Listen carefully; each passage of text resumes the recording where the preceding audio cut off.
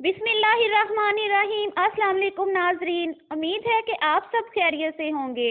ناظرین، آگے بڑھنے سے پہلے آپ سب سے گزارش ہے کہ ہمارے channel city of the truth کو سبسکرائب اور لائک کریں تاکہ آپ اصل حقائق سے آگاہ ہو سکیں اور ہم آپ کے لیے مزید اچھی ویڈیوز لے کر آئیں اور کمنٹ میں اپنی قیمتی رائے کا اظہار کریں تاکہ ہم اپنی غلطیوں کی اصلاح کرتے رہیں۔ ناظرین، ہمارا آج کا موضوع ہے کہ فرعون کی لاش۔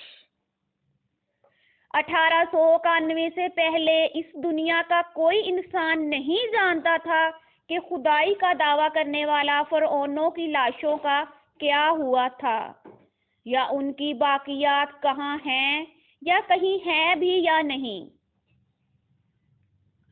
الہامی کتابوں توریت، بائبل اور قرآن پاک میں اس واقعے کا ذکر تفصیل سے ملتا تھا کہ حضرت موسیٰ اور بنی اسرائیل قوم کا پیچھا کرتا ہوا فرعون پانی میں غرق ہو کر اپنی فوج سمیت مر گیا تھا، جبکہ حضرت موسیٰ اور ان کی قوم کو پانی نے اللہ کے حکم سے گزرنے کا راستہ دے دیا تھا۔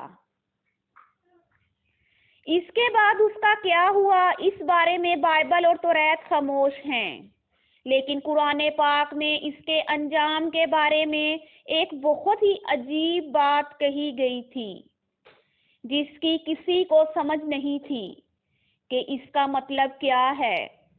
خود مسلمان بھی اس بات کو پڑھ کر آگے گزر جایا کرتے تھے، یہ سمجھے بغیر کہ اس بات کا اشارہ کس جانب ہے۔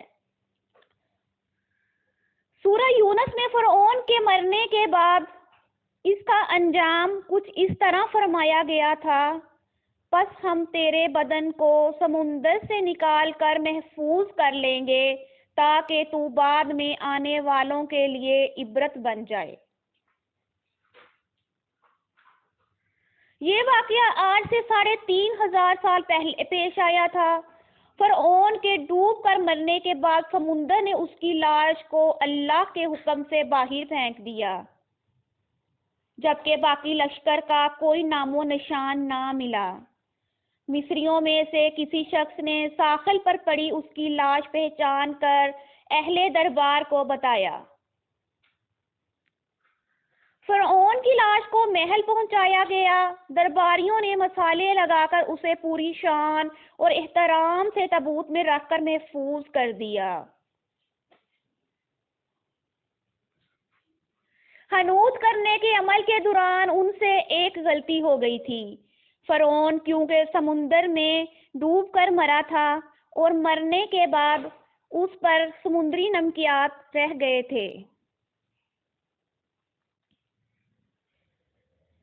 مصریوں نے اس کی لاش پر نمکیات کی وہ تہ اسی طرح رہنے دی اور اسے اس طرح محفوظ کر دیا۔ وقت گزرتا رہا، زمین اور آسمان نے بہت سے انقلاب دیکھے جن کی گرد کے نیچے سب کچھ چھپ گیا، حتیٰ کہ فرعونوں کی حنوط شدہ لاشیں بھی زمین کی تہوں میں چھپ گئیں۔ ان کے نام صرف کتابوں، ان کی تعمیرات اور لوگوں کے ذہنوں میں رہ گئے۔ اس واقعے کے 2000 سال بعد اس دنیا میں اللہ کے آخری نبی حضرت محمد صلی اللہ علیہ وسلم تشریف لائے۔ ان پر نازل ہونے والی آخری کتاب میں فرعونوں کے قصے بڑی تفصیل کے ساتھ بیان کیے گئے تھے، اور اسی سلسلے میں اس فرعون کا جثہ محفوظ کرنے کی بابت آیات بھی نازل ہوئی۔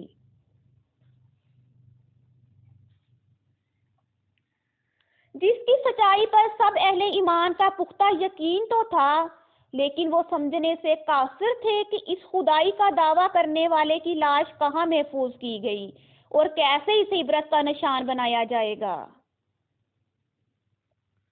1871 میں مصر کے ایک شہر الغفورونیہ نے تعلق رکھنے والے غریب اور معمولی چور احمد عبد الرسول کو فرعونوں کی حنوط شدہ لاشوں کی طرف جانے والے خفیہ راستے تک رسائی مل گئی۔ احمد عبد الرسول نواد رات چوری کر کے بیچا کرتا تھا۔ ایک دن وہ دریائے نیل کے کنارے کے قریب کے مقام پر اسی سلسلے میں پھر رہا تھا۔ جب اسے ایک خفیہ راستے کا پتہ چلا۔ وہاں وہ نواد رات کی چوری کے لیے جگہ کھود رہا تھا کہ اسی دوران اسے کچھ لوگوں نے پکڑ لیا اور پولیس کے حوالے کر دیا۔ وہ جس جگہ کو کھود رہا تھا وہاں سے ملنے والے راستے کی جب مسلسل کھدائی کی گئی، 1891 کو دوسری ممیوں کے ساتھ اسی غرق ہونے والے فرعون کی لاش بھی مل گئی۔ اس کے کفن پر سینے کے مقام پر اس کا نام لکھا ہوا تھا۔ ان ممیوں کو ماہرین قاہرہ لے گئے۔